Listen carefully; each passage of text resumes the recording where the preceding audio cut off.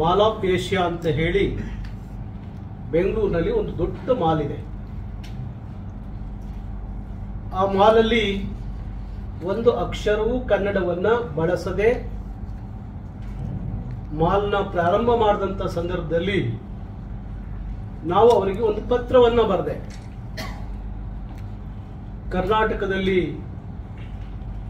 ಬೆಂಗಳೂರಿನಲ್ಲಿ ಮಾಲ್ ಕಟ್ಟಿದ್ದೀರಿ,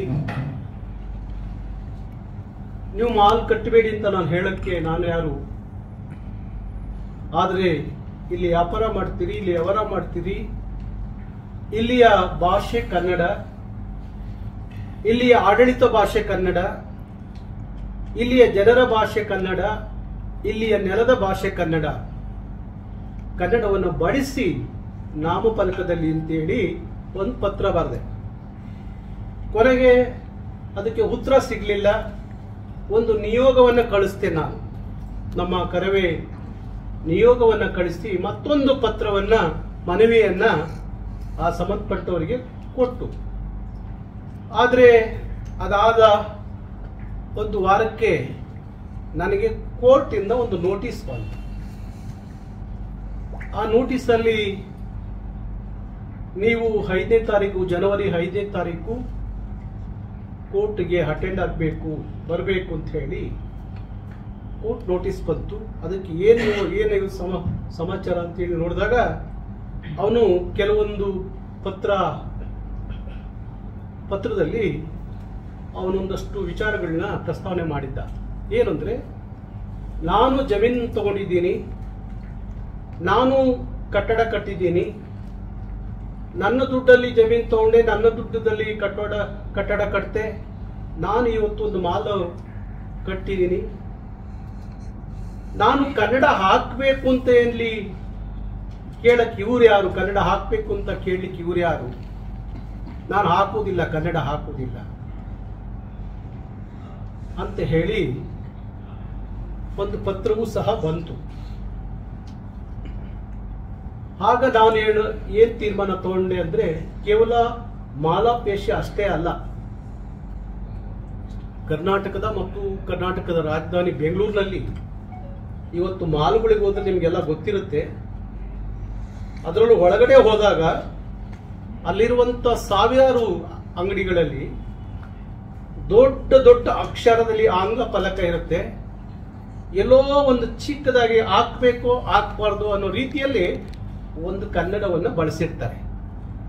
ಇದು ಸುಮಾರು ಸಲ ಇವರಿಗೆಲ್ಲರಿಗೂ ಸಹ ನಾವು ಪತ್ರವನ್ನು ಕೊಟ್ಟಿದ್ದೀವಿ. ಕನ್ನಡವನ್ನ ಪ್ರಥಮ ಭಾಷೆಯಾಗಿ ಬಳಸಿ ನಮ್ಮ ಕರ್ನಾಟಕ ಸರ್ಕಾರ ಹೇಳುತ್ತೆ, ನಾಮಫಲಕದ 60% ಕನ್ನಡವನ್ನ ಬಳಕೆ ಮಾಡಬೇಕು.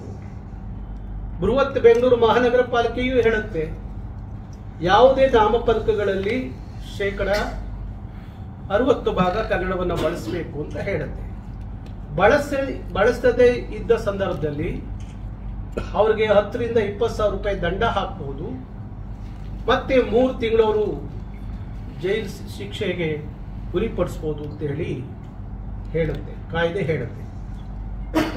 ಈಗಿರುವಾಗ ಬೆಂಗಳೂರು ನಗರದಲ್ಲಿ ಅದು ಬಹುತೇಕ ಇತ್ತೀಚಿನ ದಿನಗಳಲ್ಲಿ ಎಲ್ಲೂ ನೋಡಿದ್ರು ಆಂಗ್ಲ ಫಲಕಗಳ ಕಣ್ಣಿಗೆ ಕಾಣ್ತವೆ ಹೊರತು ಕನ್ನಡದ ಭಾಷೆಯನ್ನ ಯಾರು ಬಳಸೋದಿಲ್ಲ.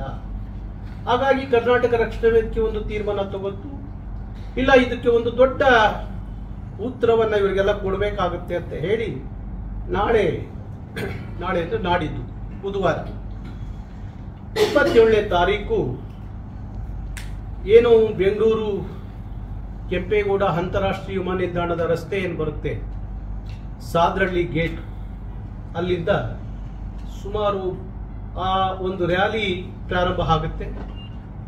ಆ ರ್ಯಾಲಿಗೆ 31 ಜಿಲ್ಲೆ 224 ವಿಧಾನಸಭಾ ಕ್ಷೇತ್ರದಿಂದ ಸುಮಾರು ಒಂದು 40,000 ಕರವೇ ಕಾರ್ಯಕರ್ತರು ಆ ರ್ಯಾಲಿಯಲ್ಲಿ ಪಾಲ್ಗೊಳ್ತಾರೆ.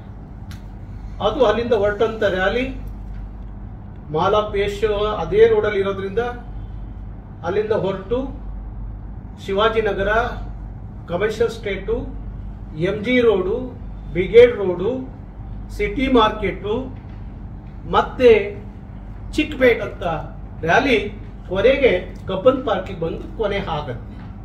ಅದ್ರ ಮಧ್ಯದಲ್ಲಿ ಎಲ್ಲೆಲ್ಲಿ ಕನ್ನಡ ಇಲ್ಲದ ನಾಮಫಲಕಗಳು ಕಣ್ಣಿಗೆ ಕಾಣ್ತವೋ ಅಲ್ಲಿ ಕರವೇ ಕಾರ್ಯಕರ್ತರು ಏನ್ ಕೆಲಸ ಮಾಡಬೇಕು ಅದನ್ನ ದಾರಿ ಉದ್ದಕ್ಕೂ ಮಾಡ್ಕೊಂಡೇ ಬರ್ತಾರೆ.